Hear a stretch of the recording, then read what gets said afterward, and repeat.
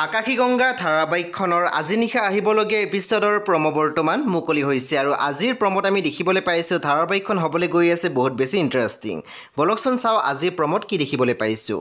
আজিৰ প্ৰমোৰ প্ৰথম ভাগত আমি দেখিবলৈ পাইছোঁ মানুহগৰাকীয়ে নিধিক কৈ আছিল তোমালোকৰ দেউতাৰ হাৰ্ট এটেক হৈ ঢুকুৱা নাছিল।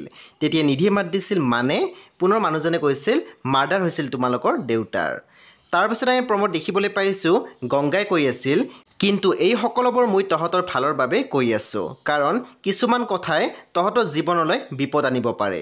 তাৰপিছত আমি প্ৰমোত দেখিবলৈ পাইছোঁ অভিলাষে কৈ আছিল নিহালকো মাৰিছে আপোনাৰ স্বামীয়ে আৰু এতিয়া মোকো মাৰি পেলাব।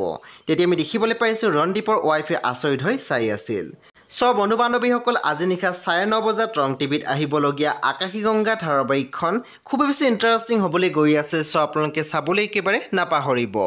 পৰৱৰ্তী আপডেটৰ বাবে আপোনালোকে আমাৰ চেনেলটো ছাবস্ক্ৰাইব কৰি কাষত থকা বেল আইকনো টিপি দিবলৈ একেবাৰে নাপাহৰিব।